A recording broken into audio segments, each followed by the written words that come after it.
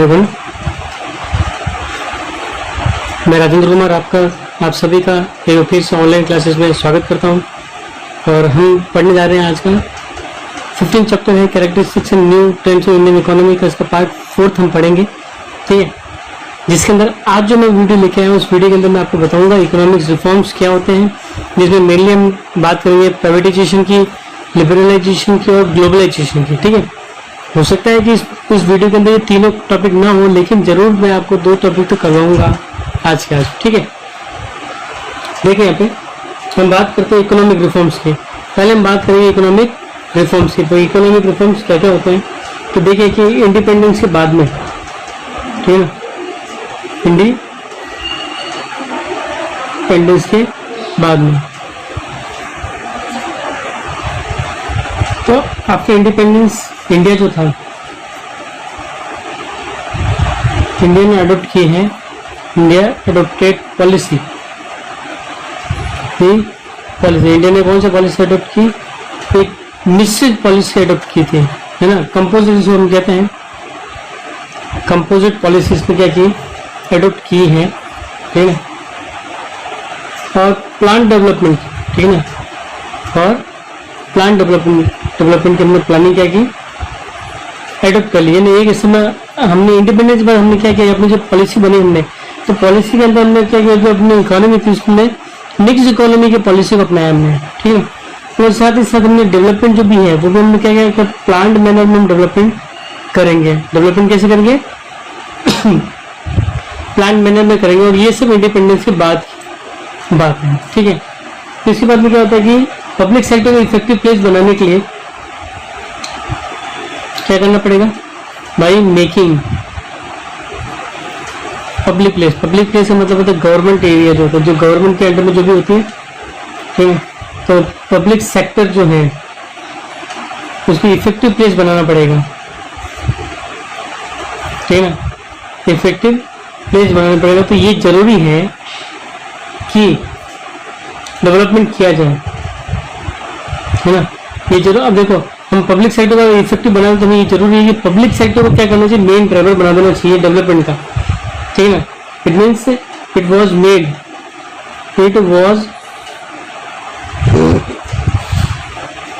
The main driver, है ना, main driver होना चाहिए डेवलपमेंट का, ठीक है। प्राइवेट सेक्टर के ऊपर क्या कंट्रोल करना जरूरी रह गया।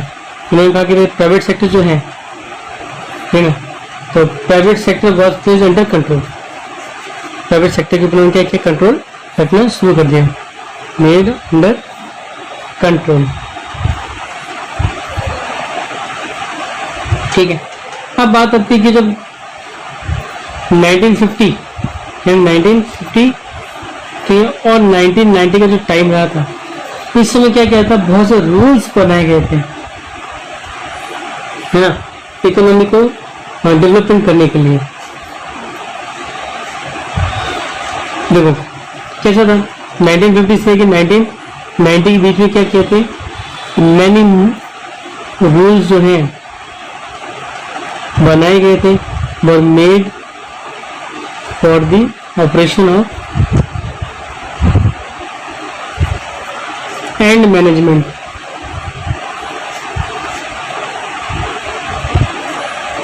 ऑफ द इकोनॉमी, ठीक है ना। ताकि ऐसे कुछ रूल्स बनाए गए जिससे क्या कर सके कि मैनेजमेंट किया जा सके इकोनॉमी का, ठीक है ना। तो इससे बैलेंस क्या हुआ था, जो डेवलपमेंट का जो प्रोसेस था वो हो गया ब्लॉक। डेवलपमेंट का प्रोसेस क्या हो गया, लगभग क्या हो गया, बंद हो गया था, ऑलमोस्ट ब्लॉक्ड, ठीक है ना। ऑलमोस्ट क्या हो गया, ये ब्लॉक हो गया। अब ब्लॉक हुआ तो क्या करेंगे गवर्नमेंट, अब गवर्नमेंट क्या कर रही है, एक्सेसिव स्पेंड भी करती है रिसोर्स डिफेंस और सोशल सेक्टर में, है ना।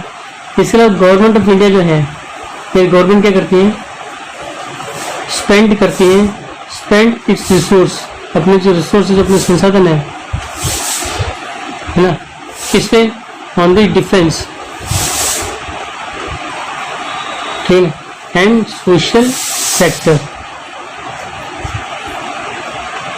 ठीक है, डिफेंस के ऊपर, सोशल सेक्टर के ऊपर और फॉरेन करेंसी के ऊपर, ठीक है। तो इसके लिए फॉरेन जो करेंसी है वो दूसरे देशों से लेनी पड़ी हमें, दूसरे देशों से, कंट्रीज से हमें लेनी पड़ी, ठीक है।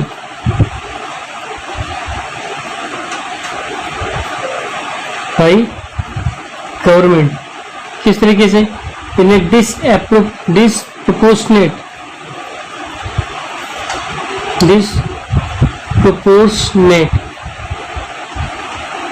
मैनर में, ठीक है ना। तो गवर्नमेंट ऑफ इंडिया जो है, गवर्नमेंट ऑफ इंडिया को क्या करना पड़ा, 1950 से लेकर 1990 तक, 1950 से लेकर 1990 तक क्या हुआ था कि अर्थव्यवस्था को सही तरीके से चलाने के लिए और मैनेजमेंट करने के लिए जो है इकोनॉमी को रूल्स बनाए गए थे, ठीक है ना। रूल्स बनाए गए थे, तो रूल्स ही ऐसे बने कि जो डेवलपमेंट प्रोसेस है वो क्या रुक गया। तो इसके अलावा गवर्नमेंट क्या करती है कि गवर्नमेंट अपनी डिफेंस के लिए, अपनी रक्षा करने के लिए, ठीक है ना, और अपने जो सोशल सेक्टर है उस पर भी बहुत सारा अपना क्या खर्च किया, रिसोर्स खर्च करना पड़ता था। ये गवर्नमेंट सीरीज बात, अब डिफेंस पे अपनी सुरक्षा के लिए तो हमें पैसे खर्च करना पड़ेगा, ठीक है। और जो सामाजिक सेक्टर है, सामाजिक क्षेत्र है, उसमें भी अपने पैसे खर्च करना पड़ेगा। साथ ही साथ जो फॉरेन जो करेंसी है, ठीक है, अंतर्राष्ट्रीय जो फॉरेन करेंसी है उसको हमें कई कंट्री से हमें उधार लेना पड़ा, ठीक है ना। तो उधार हमने इस तरीके से लिया कि हमने उसको सही तरीके से इस्तेमाल नहीं कर पाए थे, ठीक है ना। उधार तो हमने उनसे लिया लेकिन वो डिसअप्रोप्रिएट मैनर्स में हमने उस तरीके से लिया, यानी कि अविवेकशील ढंग से हमने उसको इस्तेमाल किया गया था, ठीक है। और देखें ये वो कंडीशन थी जिस समय इंडिया गवर्नमेंट का एक्सपेंडिचर बहुत ज्यादा था। क्या था, गवर्नमेंट का एक्सपेंडिचर जो था बहुत ज्यादा था, खर्चा बहुत ज्यादा था, एक्सपेंडिचर क्या था, ज्यादा था, ठीक है, हाई था, ठीक है। तो अब देखो एक्सपेंडिचर तो ज्यादा है, ठीक है ना, और खर्चा करने के लिए पैसे उधार लेना पड़ता है। तो गवर्नमेंट जो है, सरकार क्या करती है, उधार लेती जा रही है कि गवर्नमेंट के ऑफिस को भी पैसे देने पड़ते हैं। तो ये उधार लेती जा रही है गवर्नमेंट से, मतलब किसी दूसरे देशों से, किसी तरीके से हम क्या कर सके, उनको सैलरी वगैरह दे सके, ठीक है।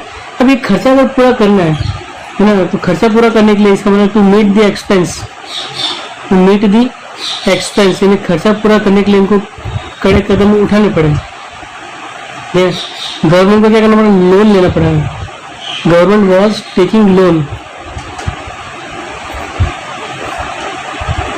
गवर्नमेंट को क्या लेना पड़ा, लोन लेना पड़ा, ठीक है ना, इंक्रीज करने के लिए क्वांटिटी, टू इंक्रीज क्वांटिटी, यानी अपनी गुणवत्ता बढ़ाने के लिए, क्वालिटी बढ़ाने के लिए, क्वांटिटी बढ़ाने के लिए इन्होंने लोन जो है लिया, ठीक है ना।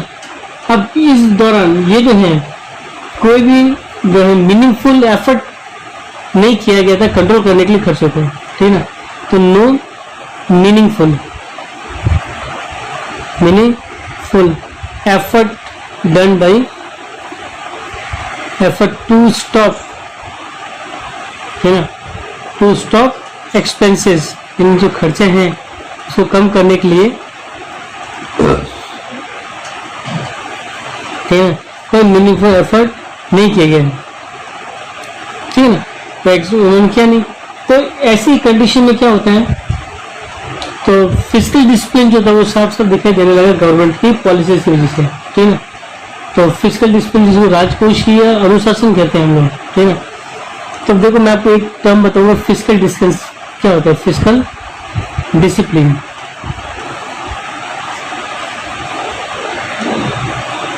ठीक है।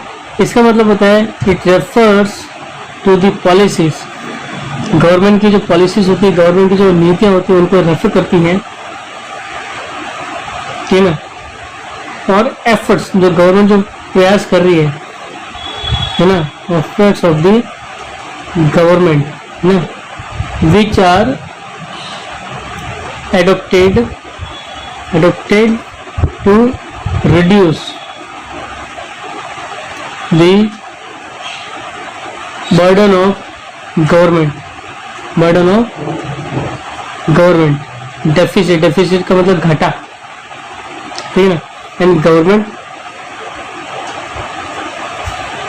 डेप्थ। ठीक है, देखिए ये है फिजिकल डिसिप्लिन। क्या है ये? Physical discipline. ये एक नोट लगा के लिखना होना आपके लिए बहुत इंपॉर्टेंट चीज है। डेफिनेशन है, डेफिनेशन आपको प्रॉपर तरीके से याद होनी चाहिए। क्या है फिजिकल डिसिप्लिन? जो डिसिप्लिन उसका मतलब क्या होता है कि इसका मतलब वो पॉलिसीज और वो जो एफर्ट्स, वो प्रयास गवर्नमेंट के, जिससे वो क्या करती है, गवर्नमेंट के जो घाटा है उसको कम करते हैं। यानी ऐसा प्रयास कर रही है जिससे गवर्नमेंट अपने घाटे को कम कर रही है। और सरकारी जो ऋण है, यानी जो गवर्नमेंट की जो डेफिसिट, जो डेप्थ है, गवर्नमेंट के जो लोन ले रखे हैं, उनके बर्डन को कम करने के लिए जो पॉलिसीज बनाई जाती है उसी को हम क्या कहते हैं? फिजिकल डिसिप्लिन कहते हैं। ठीक है, अब देखिए इस चीज की कमी हो गई थी अपने उस समय इंडिया के अंदर, जब ये सब किया नहीं जा रहा था गवर्नमेंट के थ्रू में। ठीक है ना, तो 1990 से पहले क्या किया था गवर्नमेंट ने? कोई ज्यादा ध्यान नहीं दिया था अपने एक्सपोर्ट को कम करने के लिए, है ना। मतलब जो भी अपने जो उनके एक्सपोर्ट होते हैं उसको बढ़ाने के लिए, उसको इंकरेज करने के लिए कोई कोशिश की नहीं, है ना। और साथ ही साथ जो इंपोर्ट किया जा रहा है उसको भी कम करने की उन्होंने कोई कोशिश नहीं की थी। ठीक है ना। अब इसमें क्या होता है कि इनको एक तरीके से नुकसान हुआ, तो उसको बोलते हैं ट्रेड डेफिसिट कहते हैं। अब देखो ट्रेड डेफिसिट क्या होता है, मैं आपको समझाता हूँ। ट्रेड डेफिसिट, व्यापार घाटा जिसको हम कहते हैं।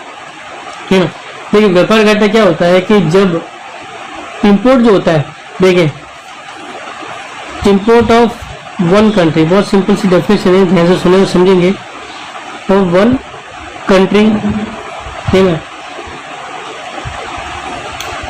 Is the economic measure, economic measures to the excess of the country's export। ठीक है, देखिए मैं इसको सरलता से समझा तो देखिए कि जब देखिए दो चीज होती है, एक होती है इंपोर्ट, ठीक है ना, एक होता है एक्सपोर्ट। क्या होता है? एक्सपोर्ट। इंपोर्ट का मतलब होता है खरीदना। क्या होता है इसका मतलब? To buy something, to buy, है ना, फ्रॉम अदर कंट्रीज,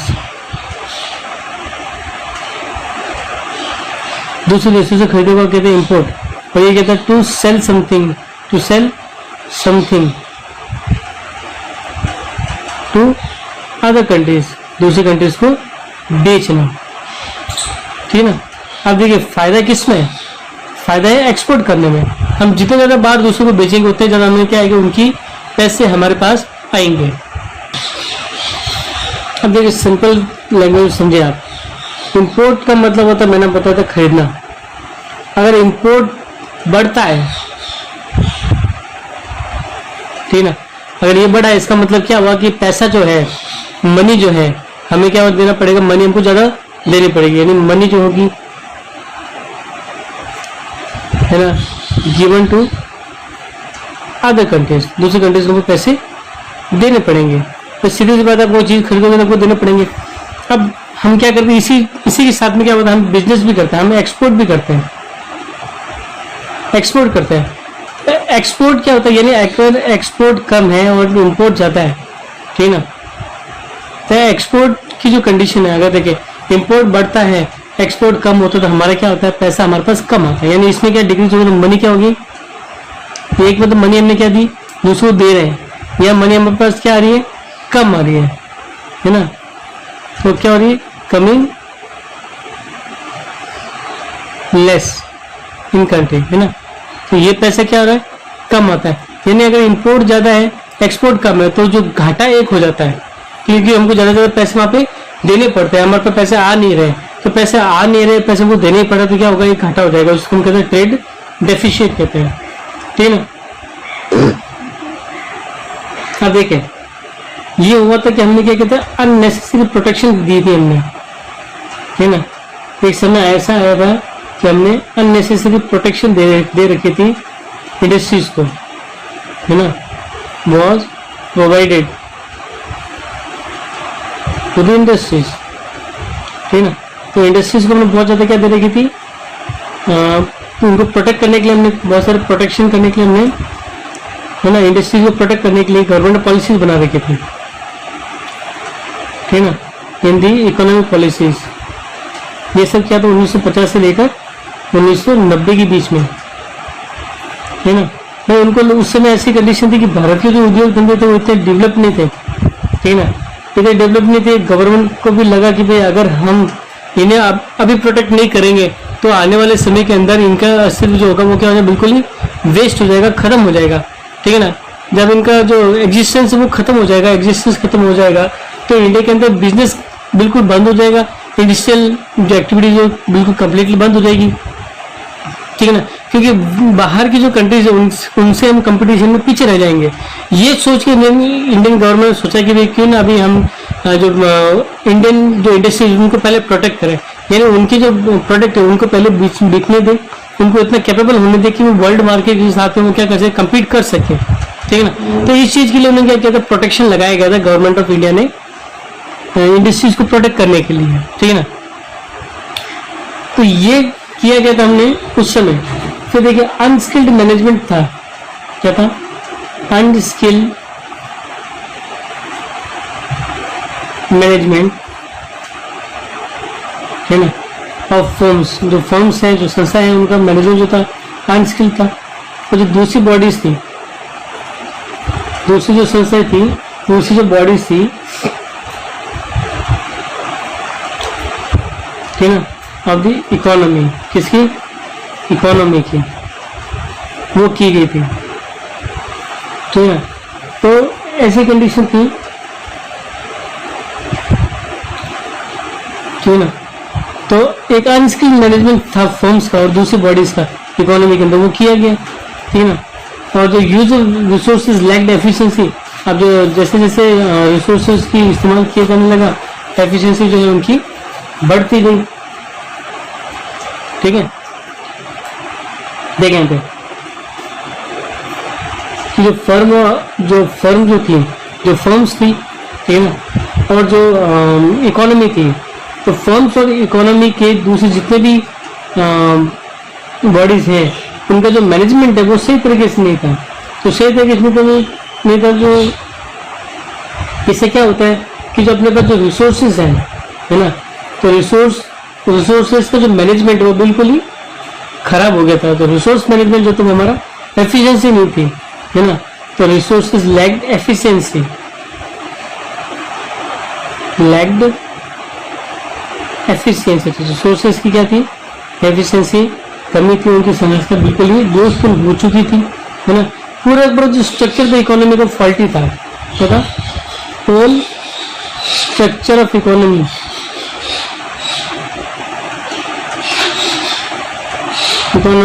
क्या था, फॉल्टी था, दोषपूर्ण था। ये एक ऐसी समस्या थी, ठीक है ना। आप देखो इससे क्या हुआ कि जो प्रोडक्शन इंक्रीज होता है, increase in production the economy, level of productivity बहुत ही कम हुई, है ना। क्या होगा कि जो इंक्रीज होगा, इंक्रीज प्रोडक्शन, ठीक है ना, इन दी इकोनॉमी, प्रोडक्शन क्या होगा इकोनॉमी के अंदर, क्या होता है, बढ़ता है, ठीक है ना। तो प्रोडक्शन तो बढ़ा लेकिन प्रोडक्टिविटी जो है, ठीक है ना, लेवल ऑफ प्रोडक्टिविटी जो है, लेवल ऑफ प्रोडक्टिविटी क्या हो गई, कम हो गई, क्या हो गई, लो हो गई, यानी बिल्कुल ही कम हो गई, वेरी लो, ठीक है। स्लो ग्रोथ ऑफ प्रोडक्शन था, क्या था, प्रोडक्शन का जो ग्रोथ था कैसा हो गया, स्लो ग्रोथ ऑफ प्रोडक्शन बन गया, ग्रोथ ऑफ प्रोडक्शन, है ना।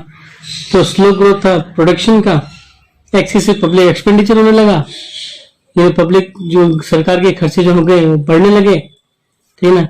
एक्सेसिव पब्लिक एक्सपेंडिचर होना शुरू हो गया, पब्लिक एक्सपेंडिचर, गवर्नमेंट के खर्चे बढ़ते गए। और दूसरे कारण जो थे, है ना, अदर जो रीजंस थे, उन्होंने भी क्या किया कि एक अदर रीजंस जो थे उन्होंने भी एक समस्या खड़ी कर दी, ठीक है ना, वो थी महंगाई की। ठीक है ना, अब ये वजह थी जिसे क्या बढ़ गई, महंगाई बढ़ गई, जिसको बोलते इंग्लिश में कहते हैं इन्फ्लेशन, मतलब अपने इकोनॉमिक्स की लैंग्वेज में उसको महंगाई को बोलते हैं इन्फ्लेशन। तो इन्फ्लेशन क्या हो गया, बढ़ गया। ठीक है ना, इन्फ्लेशन यानी महंगाई बढ़ गई तो प्राइस जो थी गुड्स की वो भी इंक्रीज हो गई, प्राइसेस ऑफ गुड्स इंक्रीज्ड। ठीक है, पूरी पूरी जो इकोनॉमी जो थी वो क्या हो गई, शेकी हो गई, है ना, होल इकोनॉमी, होल इकोनॉमी, ठीक है ना, शेकी। ठीक है, अब इन सभी कंडीशन की वजह से इंडिया का जो बैलेंस ऑफ पेमेंट था वो अनफेवरेबल था, है ना, क्या था, India's balance of balance of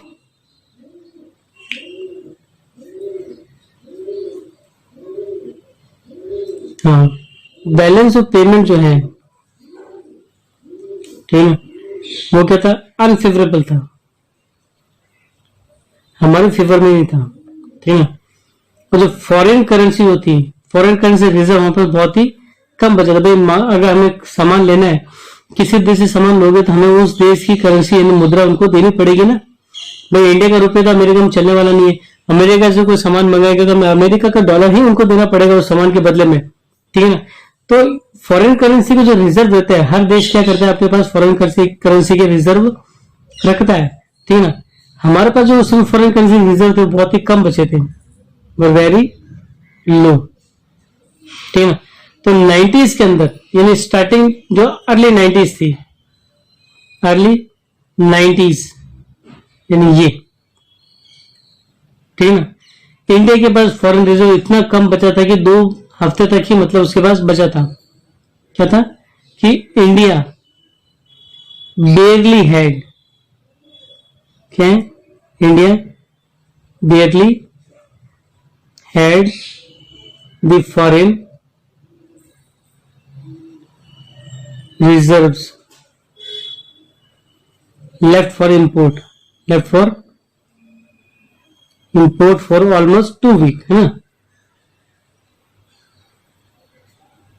almost 2 week।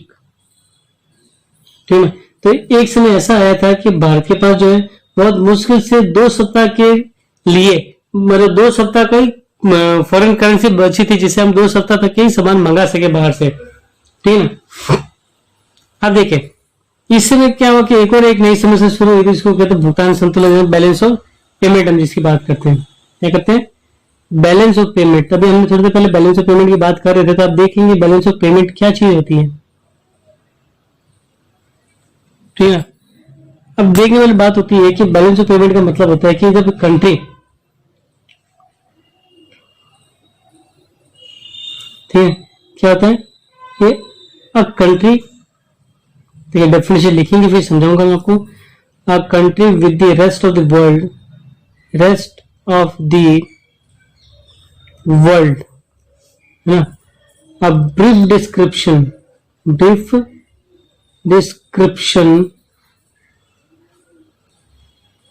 of the entire transaction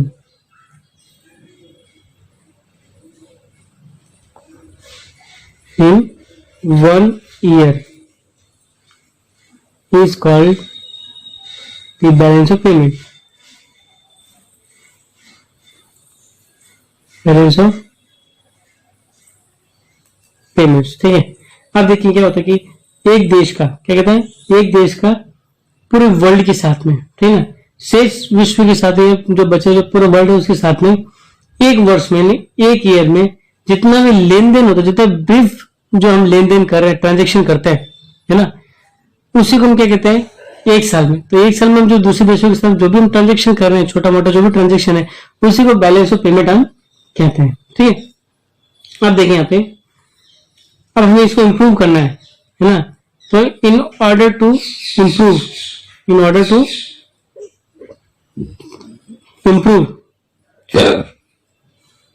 है ना दी फाइनेंशियल, अब हमें क्या करना है, हमारा जो फाइनेंशियल स्ट्रक्चर है उसको इंप्रूव करना है।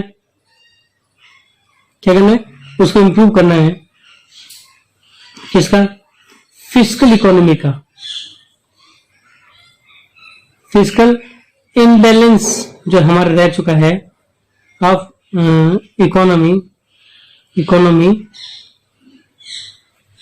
ठीक है, एंड द क्राइसिस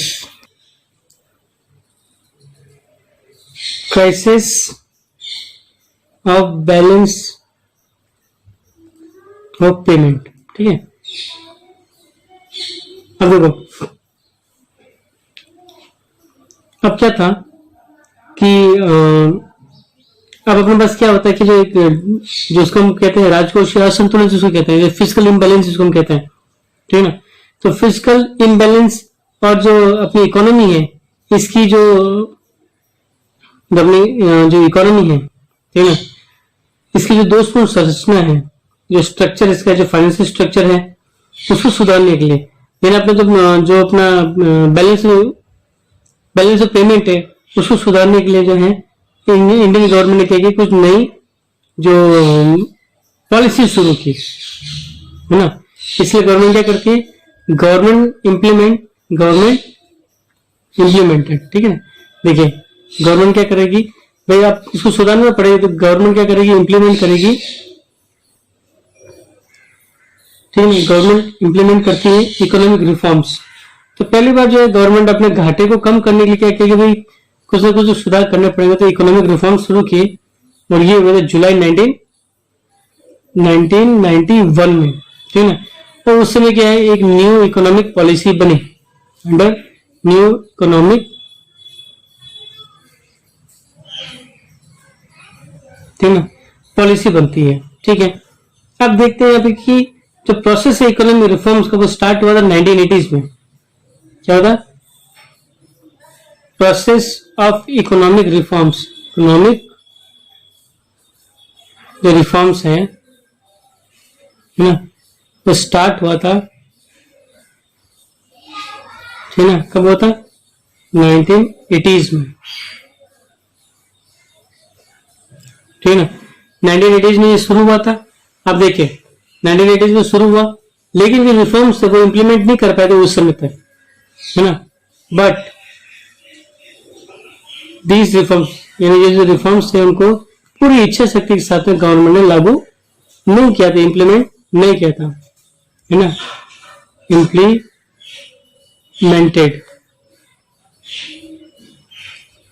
ठीक है ना। तो इसको ढंग से इंप्लीमेंटेड नहीं किया था विद कंप्लीट विल,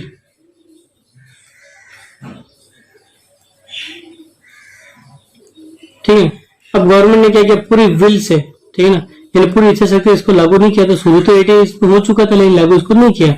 तो फाइनेंशियल सपोर्ट चाहते थे वो दो इंटरनेशनल ऑर्गेनाइजेशन है। अब इंडिया चाहता था कि भाई हमें कोई ना कोई फाइनेंशियल सपोर्ट करे, कहीं किसी हमको उधार मिल सके अपना ये खर्चा कम करने के लिए। तो उस समय देखो वर्ल्ड बैंक होता है और एक IMF होता है ना। तो इंडिया चाहता था फाइनेंशियल सपोर्ट, ठीक है ना, किससे, फ्रॉम टू इंटरनेशनल ऑर्गेनाइजेशन है, ठीक है। ये जो इंटरनेशनल ऑर्गेनाइजेशन है इससे मदद चाहता था। कौन कौन सी है, तो है पहले तो है वर्ल्ड बैंक, वर्ल्ड ने भी अपना एक बैंक बना रखा है, ठीक है ना। और थी द इंटरनेशनल मॉनेटरी फंड, अंतरराष्ट्रीय मुद्रा कोष, ठीक है ना, मॉनेटरी फंड, ठीक है ना। और ये बात है 1991 की, यानी 1991 के अंदर इंडिया जो था चाहता था कि भाई उससे कहीं ना कहीं किसी से मदद मिल जाए, ठीक है ना, क्या मिल जाए, मदद मिल जाए। तो मदद चाहती थी, ठीक है ना। तो उससे मदद करने के दो इंटरनेशनल जो ऑर्गेनाइजेशन होती है, तो होती है आपकी वर्ल्ड बैंक है और दूसरी इंटरनेशनल मॉनेटरी फंड है, ठीक है ना। तो अब ये देखो क्या होता है कि इंस्टीट्यूशन उनको लोन दे रही है इंडिया को, लेकिन वो क्या करती है, कंडीशन करती, कंडीशनल क्रेडिट करती है इंडिया को, है ना, कि शर्तों पे लोन दे रही है। जब हमें जरूरत पड़ती तो लोग शर्त रखते हैं। तो जो ये जो इंस्टीट्यूशन है, यानी दिस इंस्टीट्यूशन, ये क्या करती है, ये प्रोवाइड करती है, प्रोवाइडेड कंडीशनल, क्या करती है, कंडीशंस, कंडीशनल क्रेडिट की शर्त पे देती है ना, टू इंडिया। भाई देखो, तो वर्ल्ड बैंक के अंदर किसी एक देश का पैसा तो है नहीं, अमेरिका जैसे बड़े देशों का पैसा, तो अमेरिका भी चाहता है कि भाई भारत को यानी इंडिया को एक मार्केट के रूप में यूज किया जाए, यानी अपनी जो कंपनीज है उनको वहां पे अपना सेल प्रोडक्ट जो है वो वहां पे सेल किया जाए, एक मार्केट के रूप में यूज किया जाए। इसके लिए इन्होंने क्या किया कि भाई इसी चीज के लिए इन्होंने इंडिया के सामने इन इंस्टीट्यूशंस को कहा कि भाई आप अगर ये शर्तें माने तो ही आप इनको लोन देंगे, ठीक है ना। तो ऐसी बात हो तो इंडिया को क्या करना, कंडीशंस को माननी पड़ी और इंप्लीमेंट करना पड़े इकोनॉमिक रिफॉर्म्स, ठीक है ना। अब देखिए इंडिया क्या करता है, India has made it's condition, यानी इंडिया इसकी कंडीशन को क्या करता है, मान लेता है और फिर वो क्या करता है, उनके बताए अनुसार क्या करेगा, वो इकोनॉमिक इंप्लीमेंट करेगा, इकोनॉमिक रिफॉर्म्स, है ना। जैसे वो कहेंगे उसके अनुसार वो क्या करेंगे, इकोनॉमिक अपने यहाँ पे रिफॉर्म्स करेंगे, ठीक है। अब देखो जो मेजर्स है इकोनॉमिक स्टेबलाइजेशन और स्ट्रक्चरल रिफॉर्म्स के, वो इंप्लीमेंट किए थे अंडर इकोनॉमिक रिफॉर्म्स में। तो मेजर जो इकोनॉमिक स्टेबलाइजेशन है वो शॉर्ट लिव्ड नेचर का था, है ना। तो इसमें क्या था, क्या थे, measure of economic stabilisation for economic stabilisation, ठीक है, वर ऑफ शॉर्ट लिव्ड, ठीक है ना। जो भी इन्होंने किया था वो क्या था, शॉर्ट लिव्ड था। अब इसके अंदर क्या क्या था, दीज इंक्लूडेड, अब देखिए इसके अंदर क्या क्या था तो मैं आपको बता देता हूं।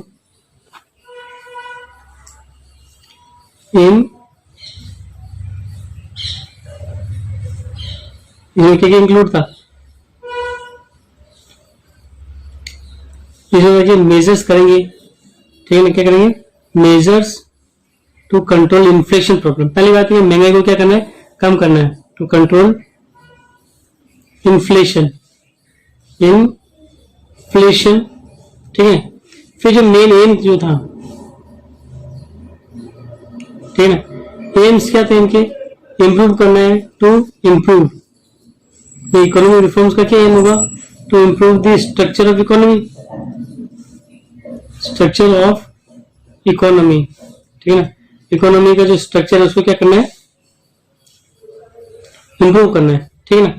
फिर दूसरी बात क्या है, टू इंक्रीज एफिशिएंसी, फिर क्या बढ़ाना है, increase efficiency of the economy, यानी जो कार्य क्षमता है इकोनॉमी की उसको भी क्या करना है, बढ़ाना है, एफिशिएंसी ऑफ द इकोनॉमी,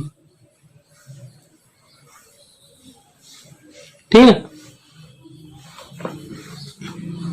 अब देखिए तो ये जो इकोनॉमिक रिफॉर्म्स किए जा रहे हैं, under this reform government redefine it's policies, यानी ये जो इसमें हुआ गवर्नमेंट ने क्या किया, गवर्नमेंट रीडिफाइन, मैंने जो भी इनके पॉलिसीज थी उनको वापस क्या करें, इट्स पॉलिसी, ठीक है।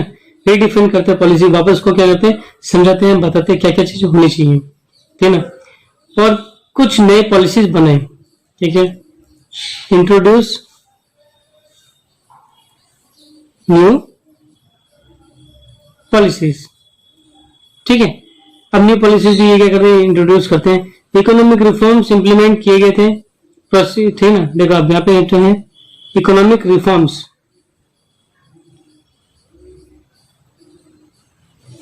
वर इम्प्लीमेंटेड थ्रू, है ना। अब देखिए ये किसके थ्रू किए गए थे, by the process of liberalisation, ठीक है, फिर प्राइवेटाइजेशन और ग्लोबलाइजेशन, ठीक है ना। ये तीन एक चीज आपको हम बताऊंगा, मैं आपको ये क्या क्या चीज होती है। नेक्स्ट वीडियो जब मैं बनाऊंगा तो उसके अंदर इन तीनों के बहुत अच्छे डिटेल में हम क्या करेंगे, स्टडीज कर लेंगे, ठीक है ना। इन तीन के प्रोसेस, लिबरलाइजेशन, प्राइवेटाइजेशन और ग्लोबलाइजेशन के प्रोसेस से इकोनॉमिक रिफॉर्म जो इंडिया के अंदर इंप्लीमेंट किए गए थे, ठीक है। अगला वीडियो जो बताऊंगा उसके अंदर हमको लिबरलाइजेशन, प्राइवेटाइजेशन और ग्लोबलाइजेशन पर हम डिस्कशन करेंगे, ठीक है। I have got two questions for you. Explain trade deficit and what do you understand by balance of payment. ठीक है, उनका क्वेश्चंस का आंसर जो है पीडीएफ फॉर्मेट में सही तरीके लिख के मुझे आप सेंड करेंगे। Thank you very much.